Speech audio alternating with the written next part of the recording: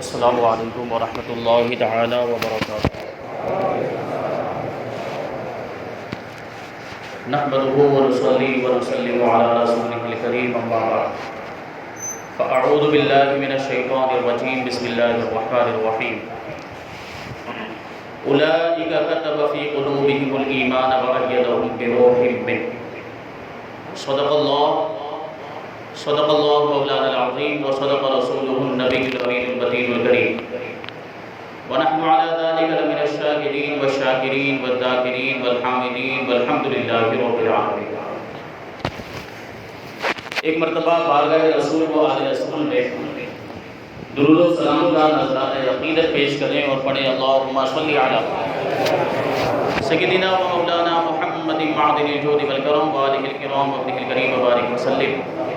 صلاۃ و سلام علیک یا رسول اللہ صلی اللہ تعالی علیہ وسلم۔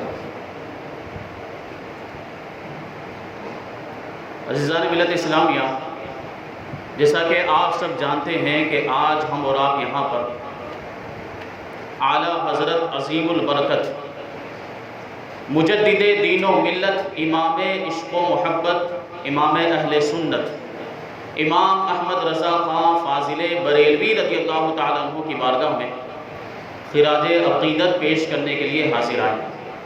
نعرہ تکبیر، نعرہ رسالت، مسلک اعلیٰ حضرت حضرت علامہ و مولانا ذاکر رضا صاحب قبلہ، شیر رضا، شیر رضا، نعرہ تکبیر، نعرہ رسالت، تشریف رکھیں۔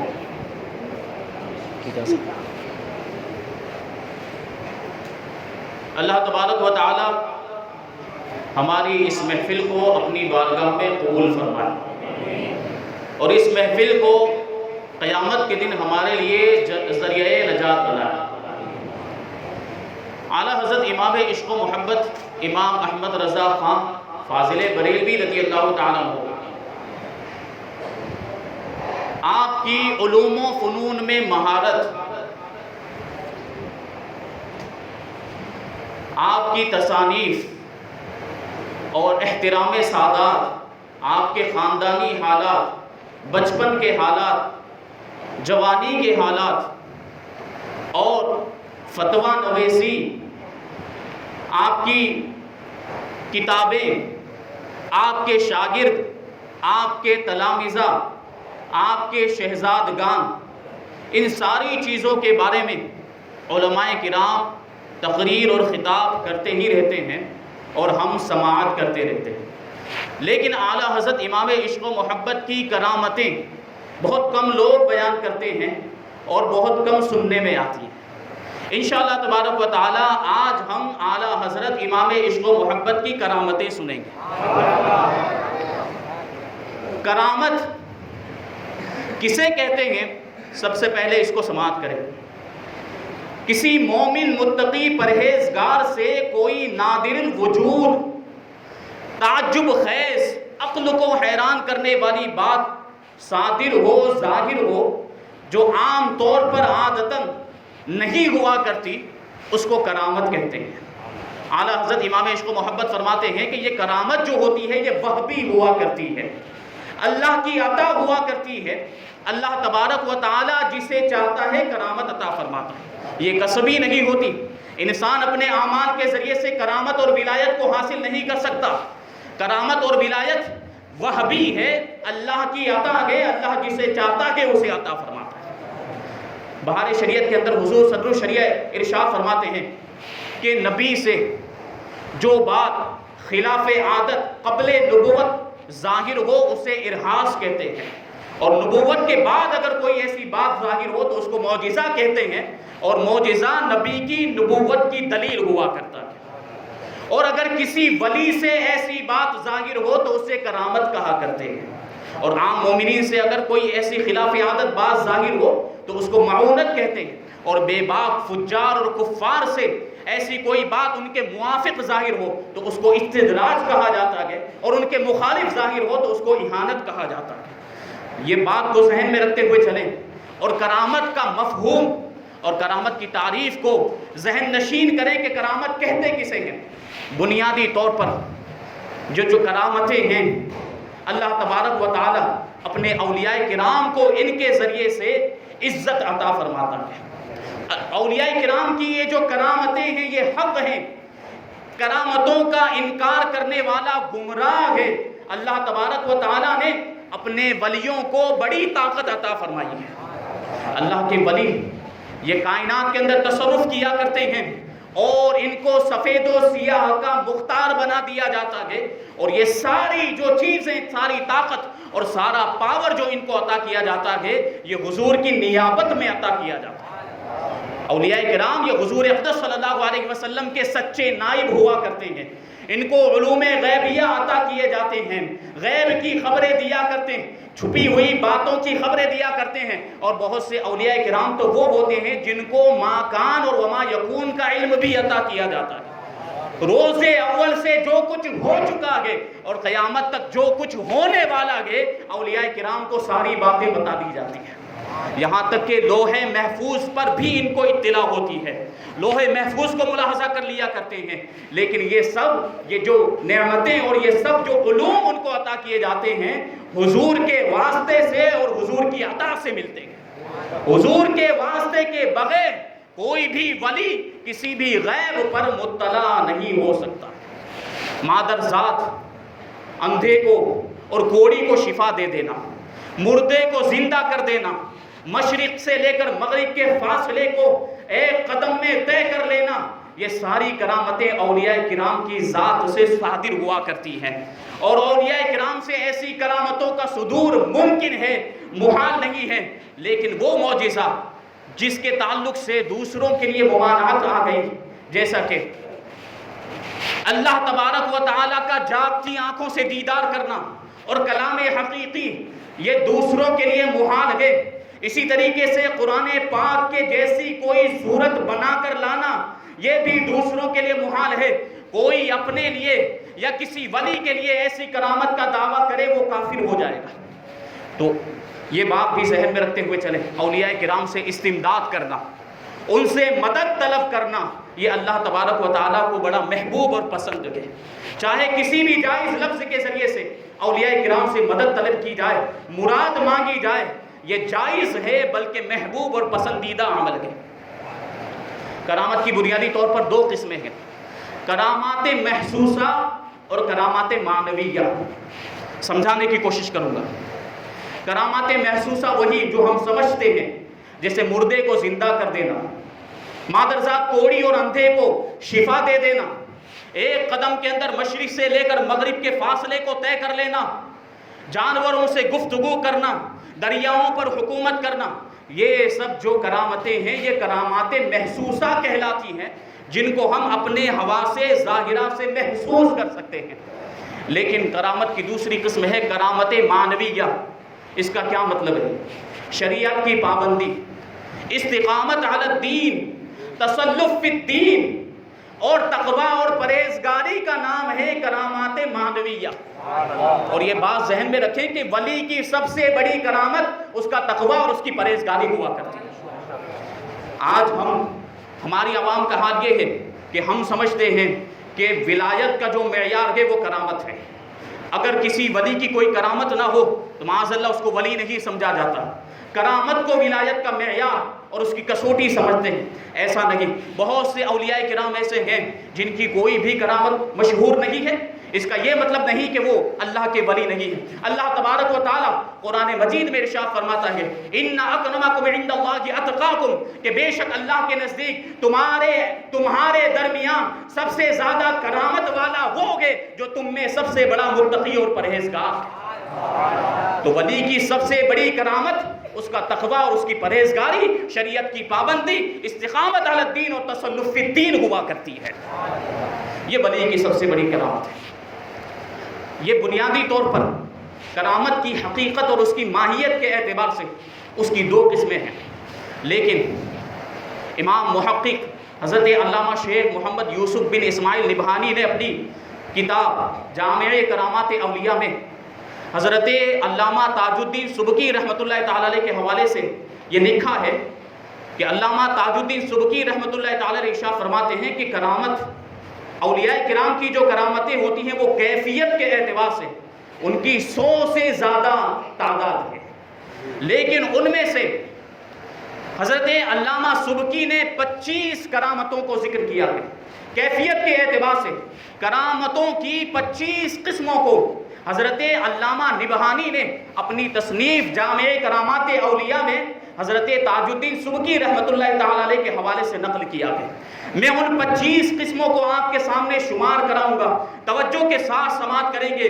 پہلی قسم ہے مردوں کو زندہ کر دینا، مردوں کے ساتھ کلام کرنا، مردوں سے گفتگو کرنا، دریاؤں پر حکومت کرنا، ماہیت اور حقیقت کو بدل دینا، زمین کا سمٹ جانا، جانوروں کے ساتھ اور جمادات کے ساتھ، بے جانوں کے ساتھ گفتگو کیا کرنا، مریضوں کو شفا دے دیا کرنا اور جانوروں کا، حیوانات کا تابع فرمان ہو جانا اور زمانے کا طویل ہو جانا، زمانے کا مختصر ہو جانا، دعاؤں کا قبول ہو جایا کرنا، خاموشی اور کلام پر قادر ہونا اور لوگوں کے دلوں کو اپنی طرف مائل کر لینا، غیب کی خبریں بتانا اور کشف ہونا اور بغیر کھائے ہوئے ایک لمبے عرصے تک ایک لمبا عرصہ گزار دیا کرنا اور حرام کھانے سے محفوظ رہنا، مقام تصرف پر فائز ہو کر تصرف کرنا اور زیادہ کھانا کھانے پر قدرت ہونا، دور دراز پردوں کے پیچھے سے دور دراز کے مقامات کو ملاحظہ کر لینا،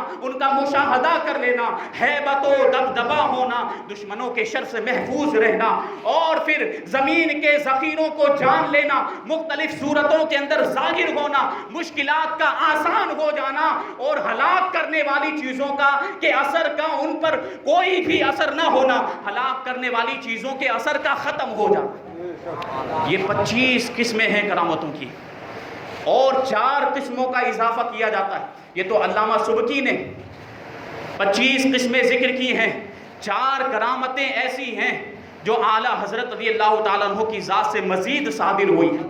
یہ 25 قسم کی ساری کرامتیں اعلیٰ حضرت کی ذات سے ظاہر ہوئی، ان کے علاوہ 4 قسم کی کرامتیں اور ہیں جو اعلیٰ حضرت رضی اللہ تعالیٰ عنہ کی ذات سے ظاہر ہوئی ہیں۔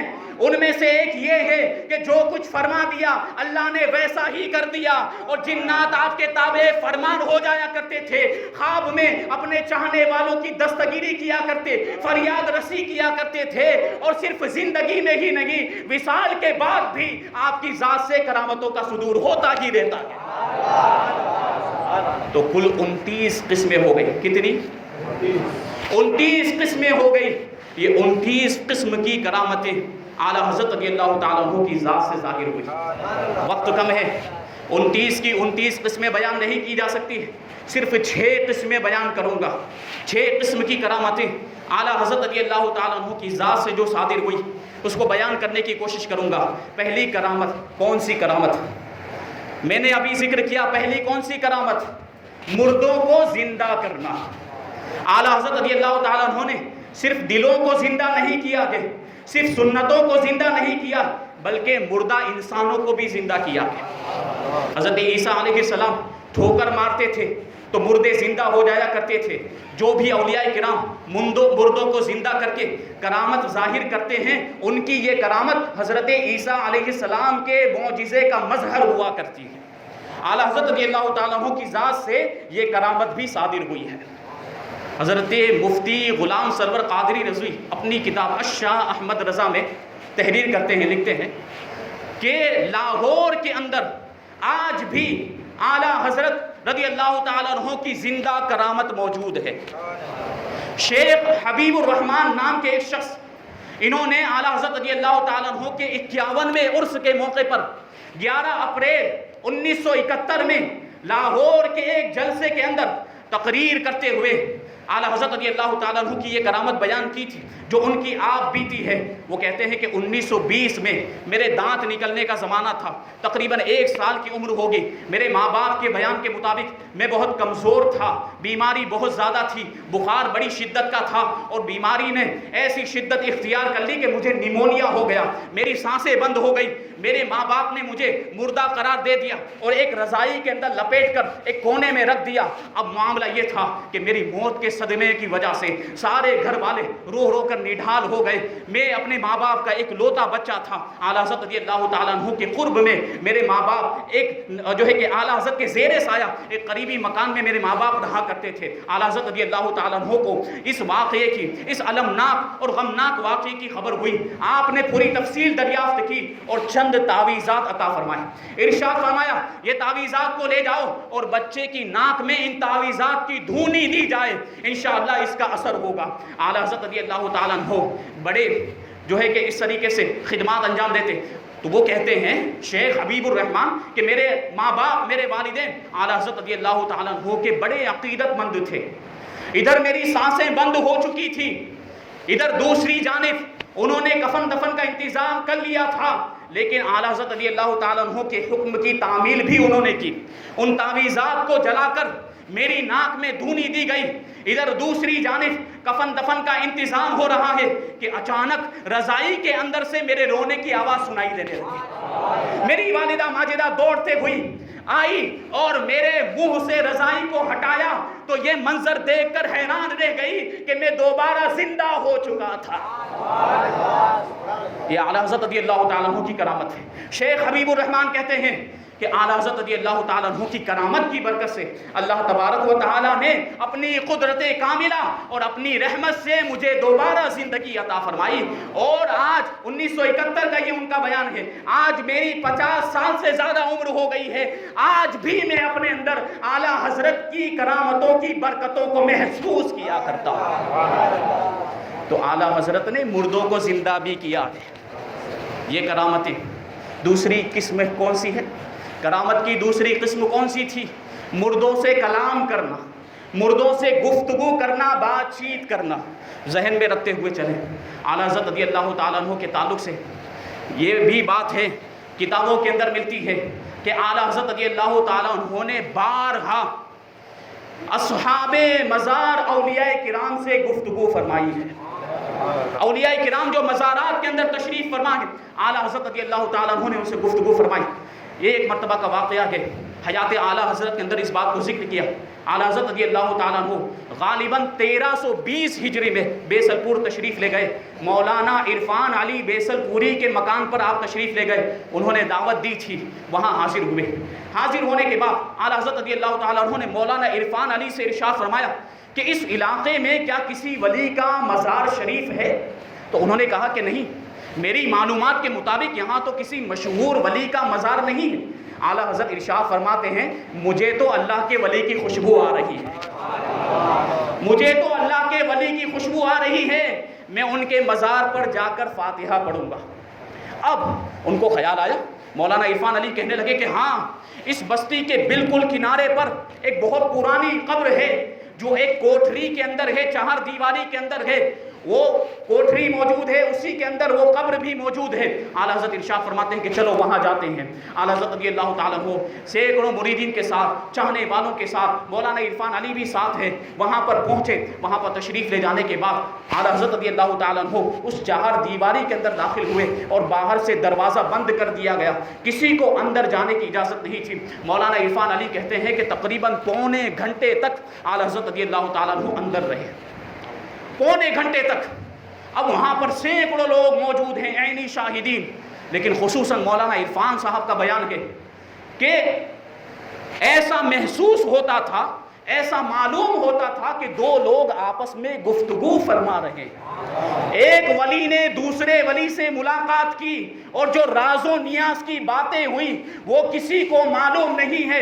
تھوڑی دیر کے بعد اعلیٰ حضرت رضی اللہ تعالیٰ عنہ باہر تشریف لائے، جلال کے آثار چہرے مبارک سے ظاہر تھے۔ باروب آواز میں ارشاد فرمایا، اے بیسل پور کے لوگوں، تم کافی عرصے سے تاریکی میں تھے، تم غفلت میں تھے، یہ اللہ کے زبردست ولی کامل ہے، غازیان اسلام میں سے ہے، اسلام کے مجاہدین میں سے ہیں، اور یہ سہروردی سلسلے سے ان کا تعلق ہے، قبیلہ انصار سے ان کا تعلق ہے، اور ان کا نام نامی اس میں گرامی غازی کمال شاہ رحمت اللہ تعالی علیہ۔ اتنی ساری باتیں کیسے پتہ چلی؟ صاحب مزار سے بالمشافہ براہ راست گفتگو فرمائی اور ان کے ذریعے سے یہ ساری باتیں معلوم ہوئی۔ اعلیٰ حضرت نے ارشاد فرمایا کہ اب تم پر فرض ہے اے بیسل پور والو کہ تم ان سے اکتساب فیض کرو اور ان کے مزار شریف کو عمدہ طریقے پر تعمیر کرو۔ اعلیٰ حضرت کے اس فرمانے کے بعد آپ کے حضرت غازی کمال شاہ رحمۃ اللہ تعالی علیہ کے مزار کو بڑا خوبصورت تعمیر کیا گیا، اور جہاں کبھی ویران جنگل ہوا کرتا تھا وہ آج دیکھیں تو صحن گلزار بنا ہوا ہے۔ یہ اعلیٰ حضرت رضی اللہ تعالیٰ عنہ کی شان ہے کہ اصحاب مزار اولیاء کرام سے بھی گفتگو فرمایا کرتے تھے۔ تو یہ دوسری قسم ہو گئی۔ اب تیسری قسم کیا ہے؟ دریاؤں پر حکومت کرنا، دریاؤں پر تصرف کرنا۔ اعلیٰ حضرت رضی اللہ تعالیٰ عنہ کی ذات سے ایسی کرامتیں بھی ظاہر ہوئی ہیں۔ پہلی مرتبہ جب حج کر کے آپ واپس تشریف لا رہے تھے، آپ کے والدین ماجدین رضی اللہ تعالیٰ عنہما بھی آپ کے ساتھ تھے کہ دریا میں طوفان آ گیا، سمندر میں طوفان آ گیا۔ سمندری جہاز کے اندر آپ اپنے والدین کے ساتھ سوار تھے۔ خود ہی ارشاد فرماتے ہیں کہ 3 دن تک شدید طوفان رہا، اور اس کی تفصیل بہت لمبی ہے، بیان نہیں کی جا سکتی۔ معاملہ یہاں تک پہنچ گیا کہ لوگوں نے کفن پہن لیے، لوگوں کو یقین ہو گیا کہ اب ہماری جان نہیں بچے گی، ایسا طوفان تھا۔ اعلیٰ حضرت رضی اللہ تعالیٰ عنہ فرماتے ہیں کہ حضرت والدہ ماجدہ کے اضطراب اور بے چینی کو جب میں نے دیکھا تو بے ساختہ میری زبان سے نکل گیا کہ خدا کی قسم یہ جہاز نہیں ڈوبے گا۔ اور یہ جو اطمینان تھا میرا، یہ حدیث پاک کی بنیاد پر تھا، جس حدیث پاک میں اللہ کے رسول نے کشتی پر سوار ہوتے وقت ڈوبنے سے بچنے کے لیے دعا ارشاد فرمائی ہے، اور میرا یقین تھا کہ حدیث پاک کا جو وعدہ ہے وہ پورا ہو کر ہی رہے گا۔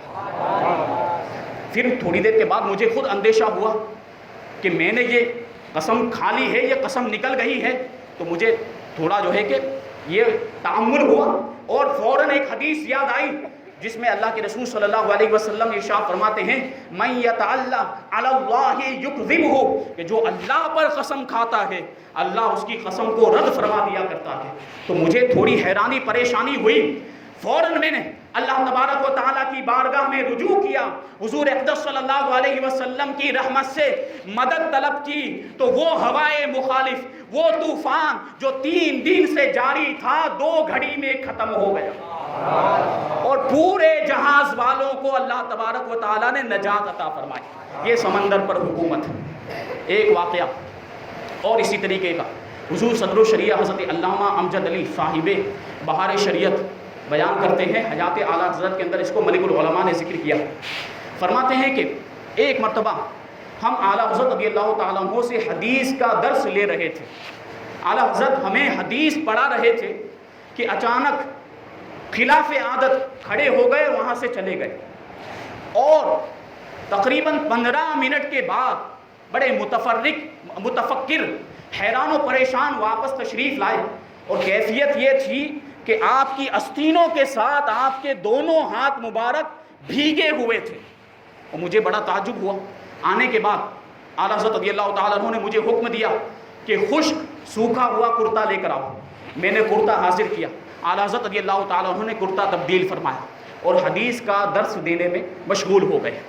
مجھے یہ بات کھٹکی کہ کیا معاملہ ہوا کہ کبھی اس طریقے سے نہیں ہوتا، کبھی اس طریقے سے اچانک تشریف نہیں لے جاتے تھے، آج یہ تشریف لے گئے اور واپس آئے تو معاملہ یہ تھا کہ ہاتھ بھیگے تھے، آستین بھی بھیگی تھی۔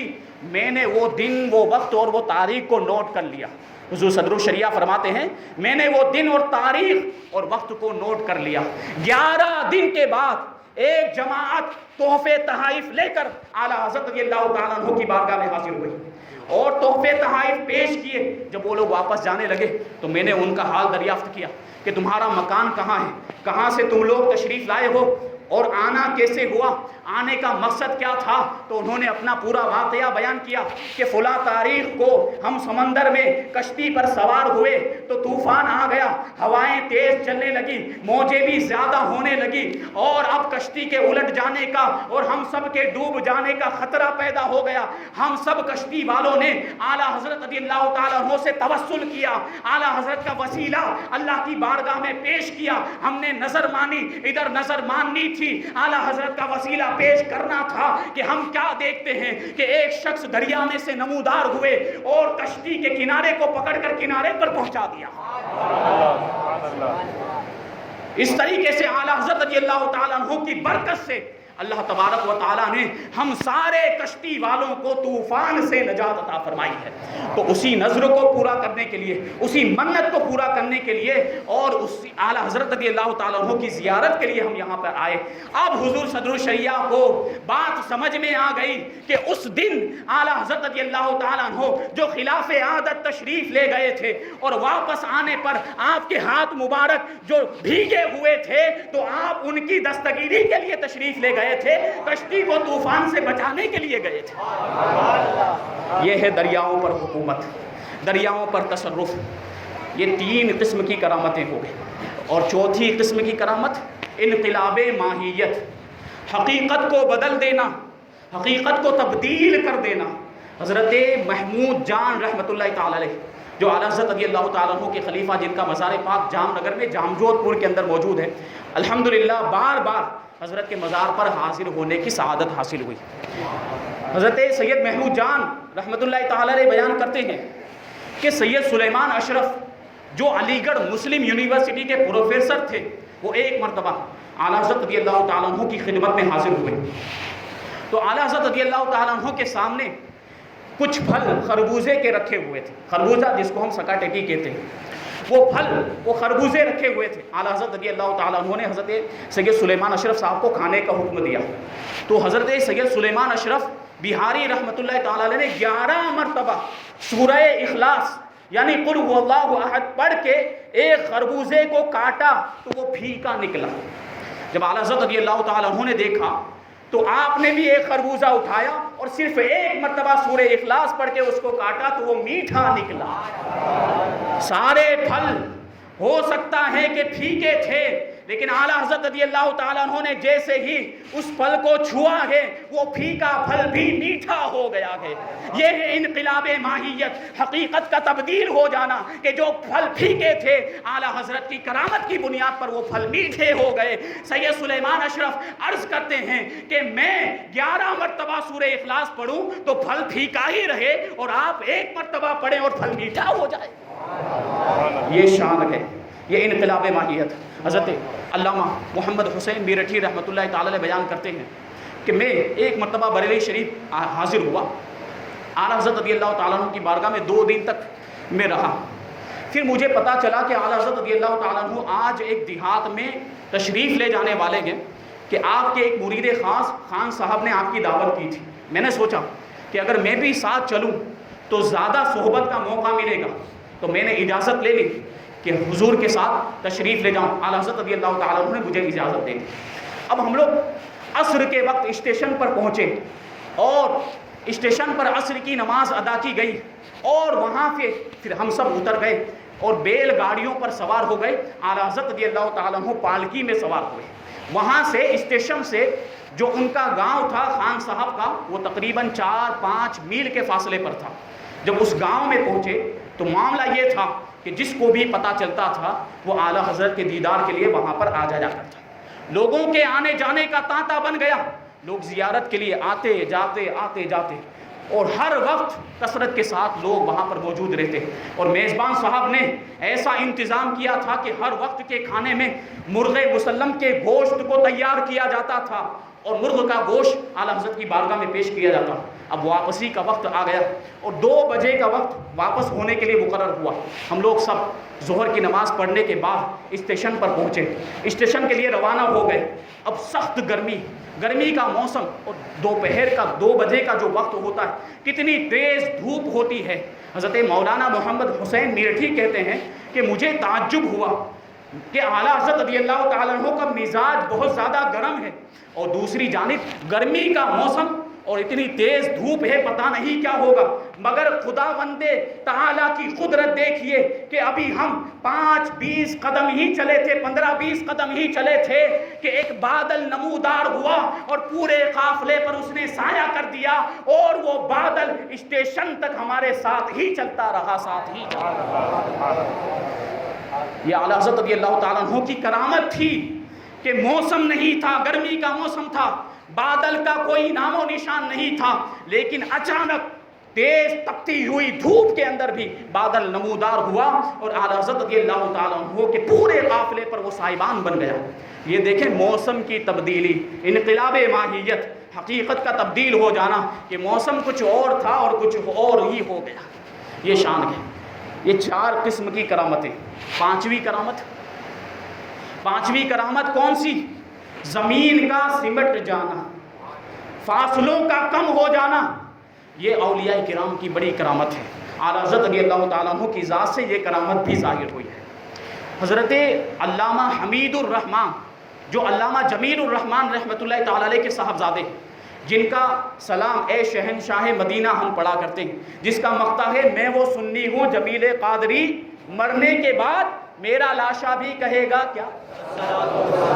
الصلاۃ والسلام۔ انہی کے صاحبزادے علامہ حمید الرحمن بیان کرتے ہیں کہ ہمارے بچپن کا زمانہ تھا، میں بہت چھوٹا بچہ تھا، اعلیٰ حضرت رضی اللہ تعالیٰ عنہ کا معمول یہ تھا کہ ہم چھوٹے چھوٹے بچوں سے بھی آپ کہہ کر گفتگو کیا کرتے تھے، کبھی ڈانٹنا، پھٹکارنا یا جو ہے کہ جھڑک دینا یہ آپ کے مزاج مبارک میں تھا ہی نہیں۔ یہ اس طریقے سے بچوں کے ساتھ پیش آتے کہ بچوں سے بھی آپ کہہ کر گفتگو کیا کرتے۔ علامہ حمید الرحمن کہتے ہیں کہ ایک دن میں اعلیٰ حضرت رضی اللہ تعالیٰ عنہ کے کاشانہ مبارک پر پہنچا تو ایک صاحب ملاقات کرنے کے لیے آئے۔ وہ عام ملاقات کا وقت نہیں تھا، لیکن انہوں نے اصرار کیا نہیں مجھے تو ملاقات کرنی ہے۔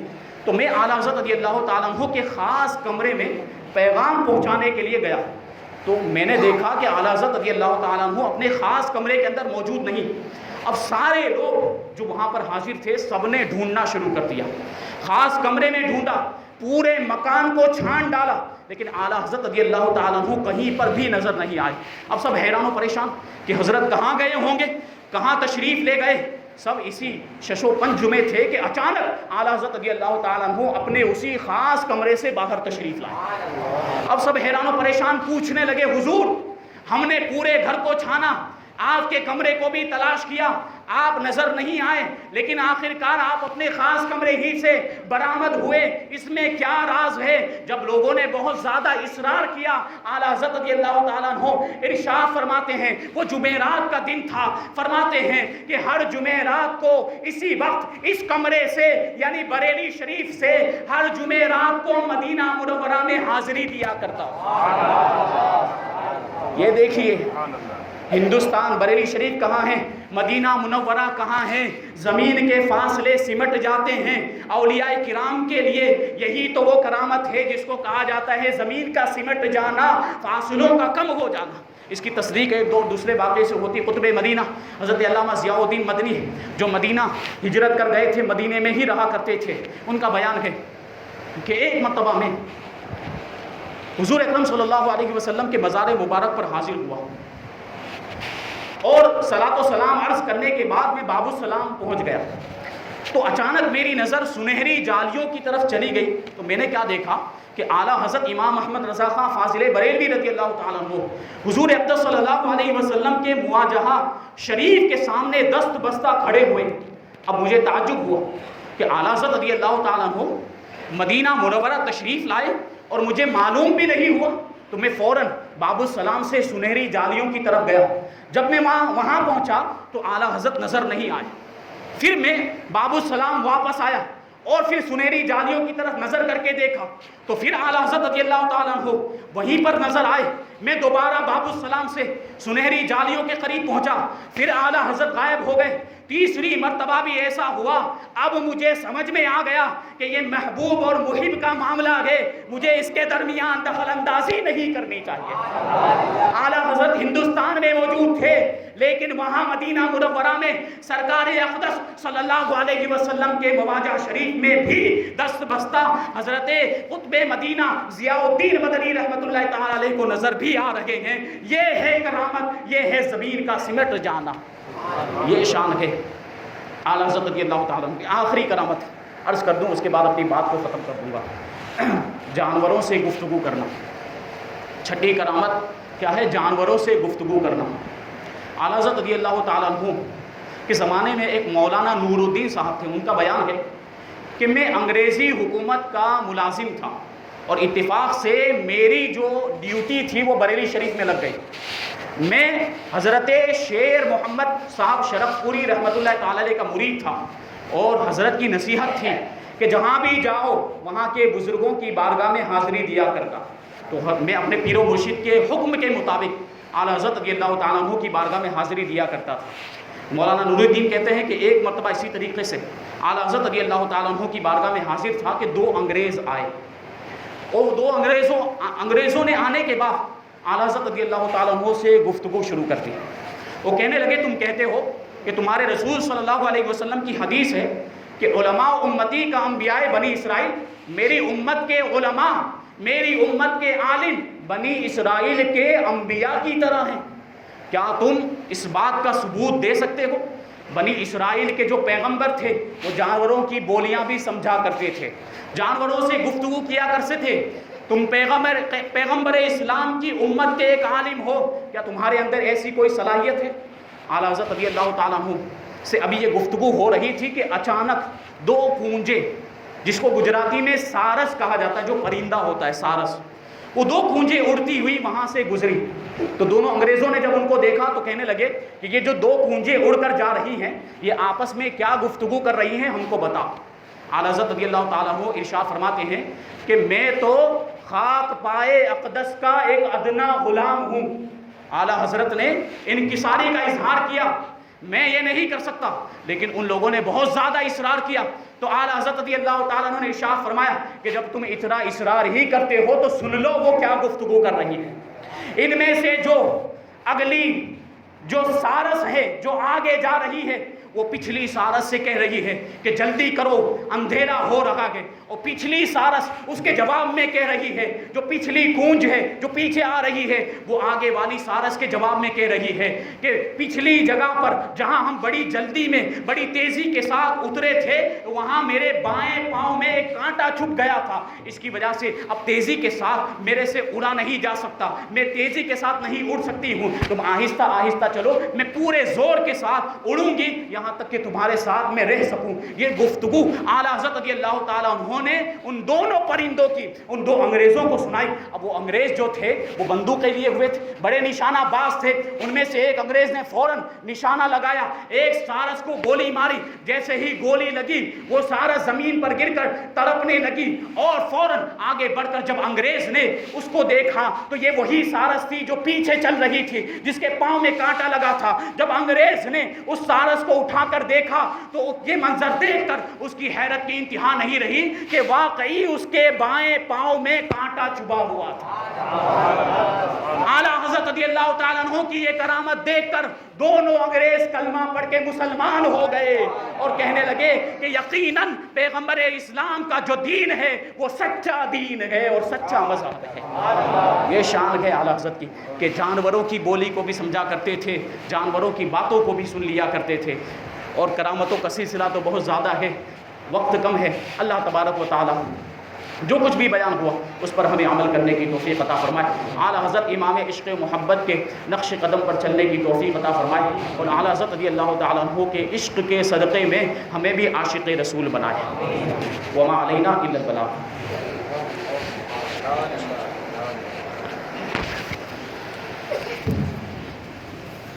سبحان اللہ، سبحان اللہ۔